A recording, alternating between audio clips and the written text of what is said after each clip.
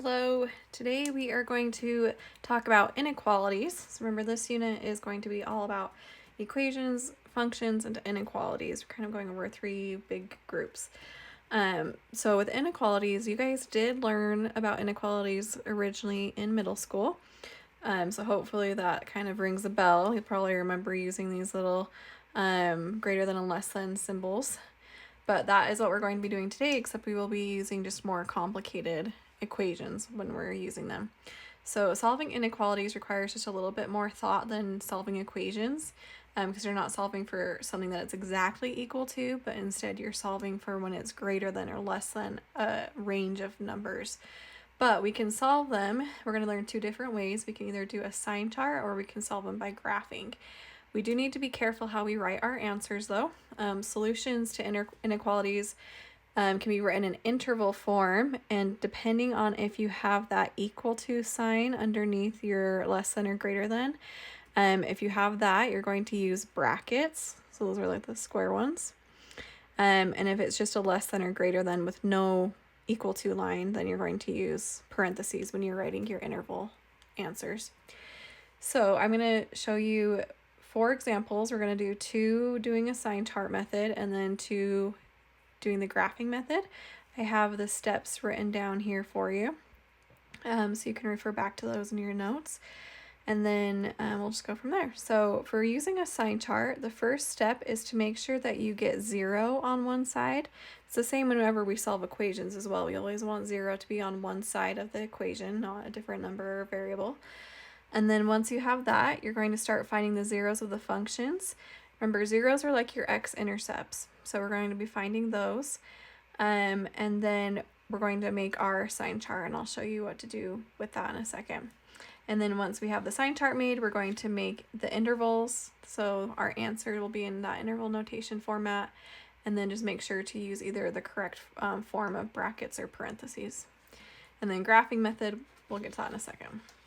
So let's look at this one. Solve the inequality x squared minus 3x is greater than or equal to 40. So again, the first step is we want 0 on this side. So I'm going to minus the 40 over, and we're going to treat it pretty much the same as if you are doing an equation, except instead of an equal sign, you'll have this greater than or equal to. And now it's greater than or equal to 0. So get 0 on one side, and then once you have that, you want to find your zeros or your x-intercepts. Well, the way we find zeros, if I can talk today, the way we find zeros is when you have a trinomial is you're going to factor it. So we're going to factor. So on this one, we're going to think what multiplies to be negative 40 but adds to be negative 3. So think of your factors of negative 40. So we could do like 4 and 10. That one doesn't work though. We could do 8 and 5. That one does work. We need our signs to be correct though. So which one should be negative if we do 8 and 5? Well, in order for this to be a negative 3, we want the 8 to be negative. That way negative 8 plus 5 is negative 3. So those will be our 2 parts that we plug in. So we end up getting x minus 8. X plus 5 is greater than or equal to 0. But then remember, that's just the factored form. To actually get the zeros, you're going to set each of these equal to 0 and solve. So I'm doing this the long way by adding that 8 over, but a lot of you guys just do that shortcut of if this is negative 8, your answer is going to be positive 8. So that means if this is x plus 5 equal to 0, then we would want to minus the 5 over and we get x equals negative 5. So again, that shortcut is that sign switches. So once we have these 2 parts, we're going to use those. And again, notice those signs have flipped from our original numbers. We're going to use those to make our sign chart. So essentially you're just making, I almost think of it as like a number line. I want you to put these in order of these are going into negatives and this is to your positive. So think of it again as a number line. So negative 5 would be on the left side, and then positive 8 is on the other side. And then you could kind of think of like 0 here if you wanted to. But we have this number line here. We're just going to turn this number line into a table. What we're going to do is we're going to plug in numbers on each of these kind of sections in this little table that we just made. So when you're solving an inequality, the way we have this written here is we're saying, when is this equation greater than 0? Remember, we have a greater than sign here. So we're looking to see, when does this equation, is it bigger than 0? So what we can do is we can plug numbers from each of these 3 intervals into our equation and see, do we get back a number that's bigger than 0 or smaller than 0? So it doesn't matter what number you pick, we just need something smaller than -5. So -6, -7, -8, negative, anything bigger. I'm just going to put in -6. So that means we're going to take -6 and I'm going to plug it in. And you can use a calculator if you want, just to save time. So if we do that, we're going to do -6 squared, make sure that's in parentheses or it will square wrong, minus 3 times -6. Oh, let's see if I can type right. And then, what was it, minus 40? So we plugged in -6 and we get back positive 14. So that means when I plug -6 into here, we got a number greater than 0.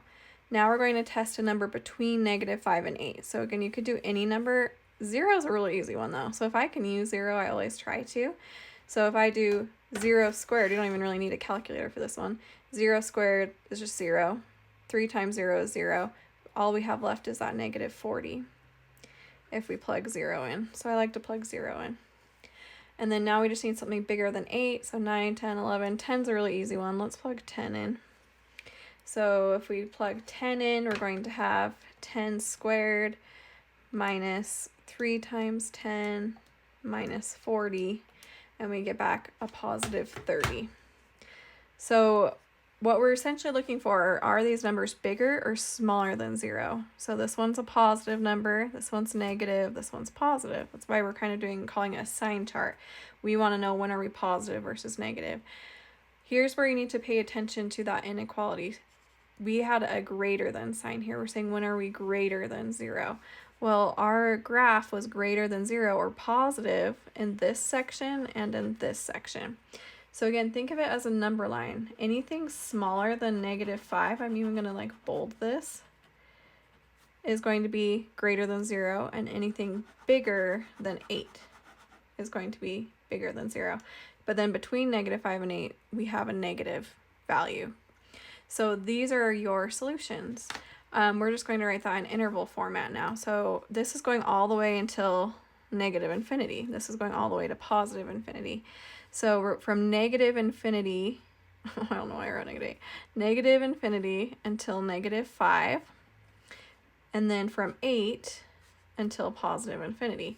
But here again, we need to pay attention to, do we do parentheses versus brackets?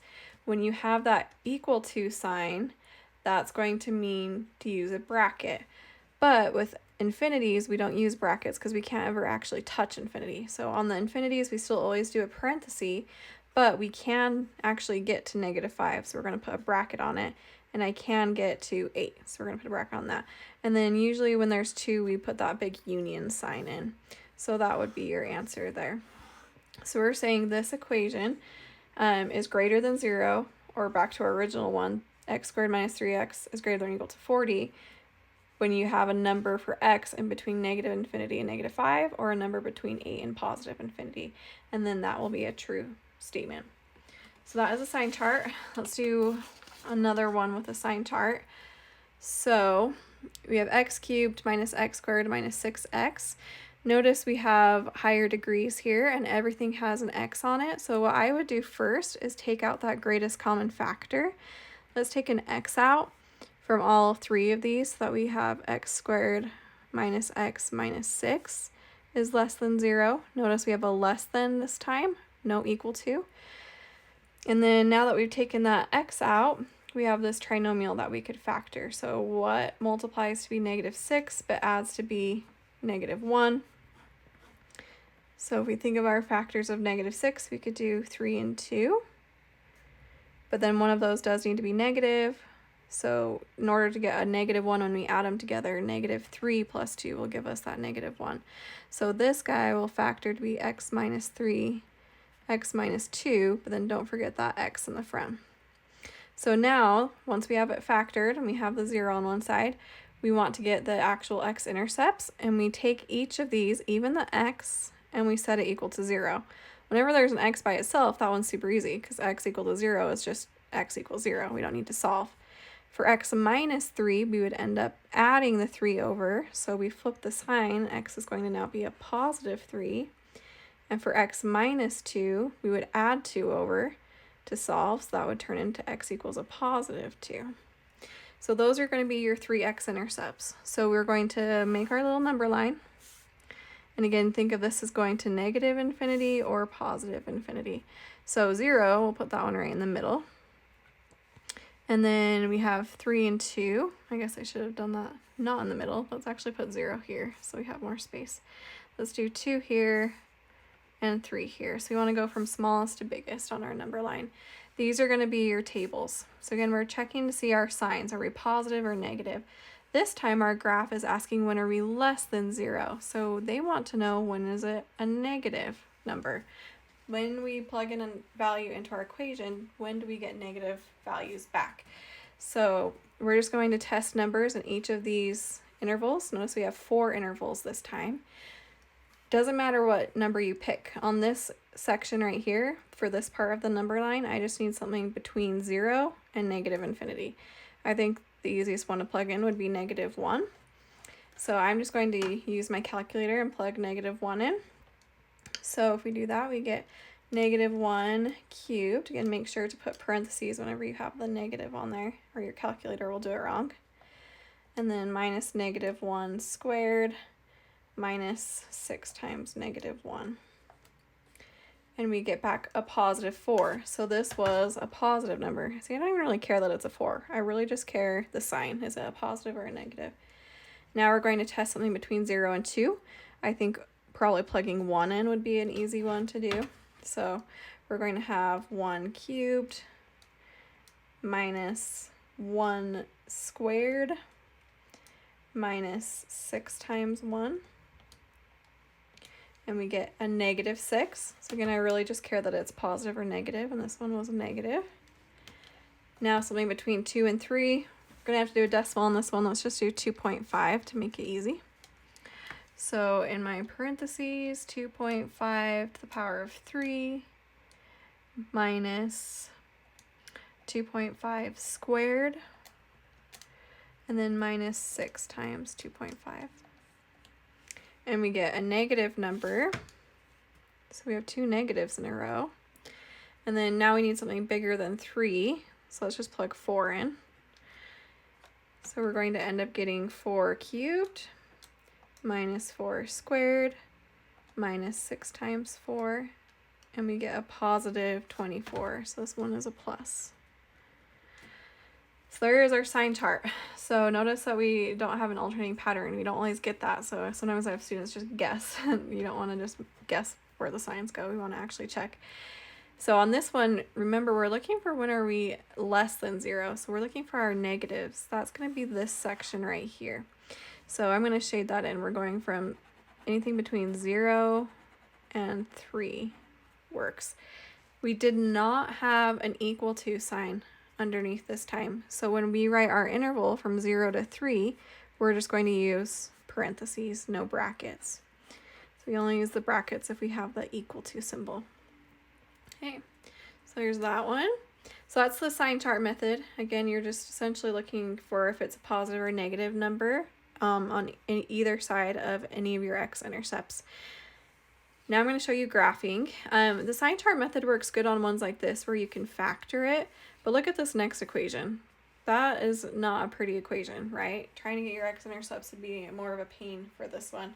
Or if we look at the next one, we have a rational where we have that fraction and it has absolute value signs. So ones that are more complicated would definitely be ones that you want to do the graphing method. So again, if you don't have a graphing calculator, you can go to desmos.com or you can download the Desmos app on your smartphone. It works really well. But what we're going to do is still always make sure we have 0 on one side, which we do already. But we're going to go and we're going to put it into our graphing calculator. So pull that out and then go to your y equals, and we're just going to type this guy in. So we're going to do in parentheses x minus 2 And then we have the square root of x plus 3. And notice we're seeing when are we greater than or equal to 0. So we want to know when are we positive. Oh, my window's all weird. Let me fix my window. So we have this kind of weird shape. Almost looks like a Nike symbol. We have kind of this swoop here, and we're seeing when are we at greater than 0. So essentially, it's just like when are we positive or negative, like we learned in our graphing unit. We are positive from this point onward, and from here to here, we are negative. So we want to get that point, and whatever this point is to infinity, we are greater than 0. So we can't just assume that that's going through 2. It actually looks like it's a little bit over 2 to me. So again, whenever you want to get X-intercepts on your graphing calculator, you want to go to this calc menu. So you're going to go to second, calc, and then 0 is just another name for X-intercept. So you should get this little flashing dot. First, you're going to go left of it, then right of it, and then guess. So it doesn't matter how far left, you just need to be past it, so that's fine. Push enter. Notice that little arrow pops up. Now I'm going to go right past it. We have this little arrow, so it's kind of like it's sandwiching in on it. And then now it's saying to guess. So move it as close as you can. Sometimes you can't get it right on. Like right now I'm just a little above or a little below. Just get as close as you can. And it is just going through 2. So our answer, that was our intercept. We know we're positive once we hit 2 until infinity. Remember, we go off the x value. So from 2 to infinity, this graph is going to stay going up in the positive. But now we need to figure out, do we use brackets or parentheses? So we do have an equal to sign. So whenever we have the equal to sign, you're going to do the bracket on the number part. But on infinities, you always do that parenthesis. So I'm just going to do a quick sketch of a graph, and like a really quick sketch. So let's say that's going through 2. We're saying this section of the graph is where we are positive. So from 2 to infinity. So a lot faster than the sign chart method, right? Okay, let's do one more of the graphing. So let's go enter this guy in. Let's clear out the old one. So we have x minus 5 in the numerator. And then we're dividing that whole top by the absolute value. So if you don't remember where absolute values are in your calculator, it's in this math menu. But you need to go over to the number column, and it's this little abs right here. And you'll see those little absolute value lines come up. So absolute value of x plus 1, make sure that x plus 1 is inside the absolute value lines, and then we're good to graph it. So it is a rational. Remember, rationals kind of give those weird shapes with the asymptotes in it. This time they're saying when are we less than 0. So always check to know, am I checking for when I'm underneath the x-axis or above it? We want to know when we're less than or negative. So we want this section and this section right here. One thing to note though is whenever you have rationals, whenever we have a fraction, we can't divide by 0, right? That's one of our big rules in math. So if I were to plug in -1 into this denominator, -1 plus 1 is 0, and I would have a 0 on the denominator, which I'm not allowed to do. Notice that this gap right here, this asymptote, is at -1. I can't actually use -1 at all in my equation, because if I do, I'm going to blow up the math world because we can't divide by 0. So we have to use or remember that that asymptote is there when we write our interval. I can't actually go to -1. So some people would say, oh, from here to here, I'm negative, which is true, except we have that little hole right there that we need to account for. So we're coming from negative infinity to -1, and then we have a hole, and we skip to the other side of -1, and we're going until we hit around this area. So it looks like it's going through about 5, but let's just double check. So again, go to your calc menu, and let's go to the 0 and see if we are crossing at 5 or not. So we want to go left of it. So here we are left, go right, and then let's guess. And it is going through 5. So here would be the mistake, is people would say, oh, I'm coming from negative infinity to -5. I am underneath that x-axis, which is true, except for we are not allowed to use that gap. So this would be the wrong way to write this, negative infinity to -5. That's not true, because we are not allowed to use -1. we have to show that there's a hole in the graph right there. So in my calculator, I'm coming from negative infinity up until as close as I can possibly get to -1 on this side, but I don't actually touch -1. So I'm coming from negative infinity as close as I can to -1. But since I can't actually touch -1, we are not putting a bracket on it. Remember, a bracket means you actually touch it. So we're going to do a parenthesis. We're not allowed to actually get to -1. And then we skip to the other side. So I'm going to do that little union symbol. Now we're to the other side of -1, and we go until 5. So we can't touch -1. So we're showing there's a hole right here by doing kind of this double -1 with the parentheses. We're getting really close to the left and really close to the right, but never actually touching -1. And then we go to +5, but our graph does actually cross through 5, so we can use the bracket. So this would be the correct way. So again, we have to show that there is an asymptote. Let me write this down. An asymptote is one of the weirdest words. So we have to show that there's an asymptote at x equals -1. And so that's why we put that little hole there. So if I just do kind of, again, a quick sketch of this graph, we have an asymptote going through -1. So I can't actually touch that. So my graph is coming something like this, and it's just going to skim down along that asymptote without actually touching it. And then it comes from the other side of the asymptote and it crosses at 5 and keeps going. So that's what we're trying to show here, is that we have that hole or this asymptote right here at -1. So just be careful on ones like this where you do have those fractions. You might run into scenarios.